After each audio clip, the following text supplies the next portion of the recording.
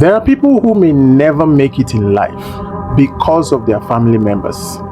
If you're in Africa or Nigeria, you will understand. And no, I'm not talking about witchcraft or anything like that. I'm talking about family demands and entitlements.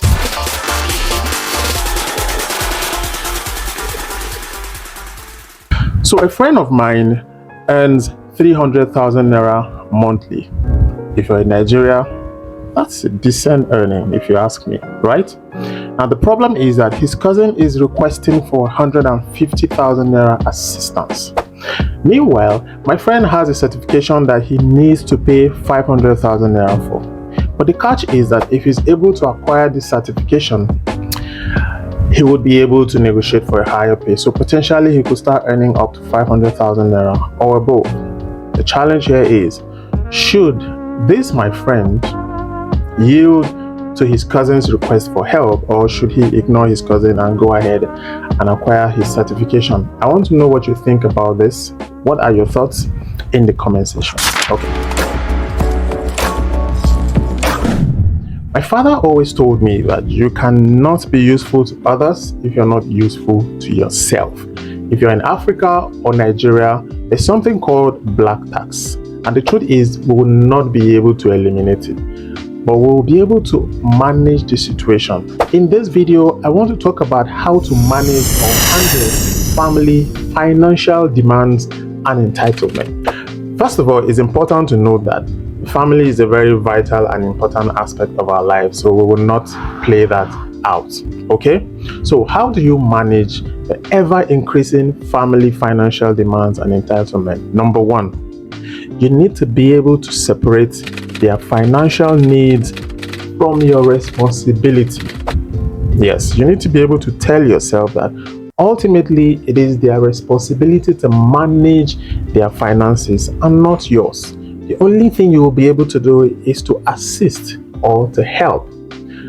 What that means is that you're not carrying the burden of everyone on your shoulder. You're not the Messiah. You're not a savior. And it's important for you to know that if you're not there, whatever demand, whatever needs, whatever challenges you think you want to help them to solve will be solved one way or another. Okay? So what that does for you is it will help you to prioritize your financial well-being, and that's number two. Okay? What that does for you is you are able to tell if you can help or not. Okay? It is very okay to assess yourself. And then, of course, one thing to note is that you should be in a better position than the people or the person you're trying to help. It doesn't make any sense that you're trying to, draw somebody out of the water and you end up drowning yourself. So check yourself. Are you able to assist at least at this particular time? So if you're able to assist, that takes me to the next point, which is understand your limits. Okay? It's okay that you earn a lot of money or whatever. The problem with these demands and needs is that they are not coordinated. Okay? For example, you might be earning 1 million naira a month.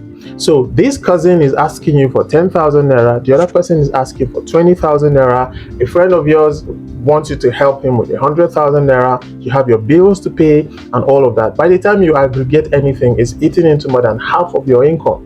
Now, individually, those people do not think that it's a lot. I mean, 10,000 out of 1 million naira isn't much if you ask me. But if you aggregate everything, you find out that it's a lot. So it is your job to sit down and check everything to know how you're able to meet these demands, what you're able to assist with, and what would help you do that is budgeting. Okay, so if you budget your money, you can tell if you have extra or spare money to help. The only exception here is a matter of life and death.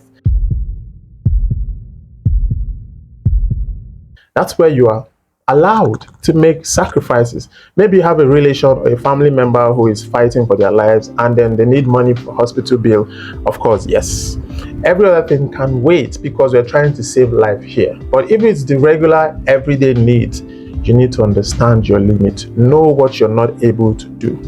Now, if you understand your limit, then you will be able to say no. That means that the ones you cannot attend to, you would communicate to them to say no. And saying no means that, again, you need to be firm. Okay? saying no doesn't make you a bad person, right? It doesn't make you a bad person. If you don't help today, you can help tomorrow. But one important point you need to note, which is my next point, is communicate with empathy. The fact that you're not able to help now doesn't mean that you make them look stupid for even asking. Every one of us needs help once in a while, and that is the truth. You might be up today, tomorrow you'll be down. Nobody knows. And the fact that you're up today doesn't necessarily mean that you will remain there forever. And the prayer is not that you go down. But the truth is, we all need help once in a while. And they are your family anyway. Okay? Help them to understand why you're not able to assist at this particular time. Don't make them look like they're disturbing you. No. Don't make them feel stupid. Being firm doesn't mean being rude. You're saying, I'm sorry, I'm not able to help at this point in time. Okay? Now, another thing to do while you're communicating empathy is to seek to offer alternative where possible, where you can. It shows that you care, right? Now, not in all situations. You're not able to do that in all situations, but sometimes. For example, if you have a cousin who always asks you for money to feed, asks you for money to buy this, asks you for money for something, you can suggest to this person to find a skill and learn. Okay? Suggest something to them that would make them be useful to themselves instead of depending on you.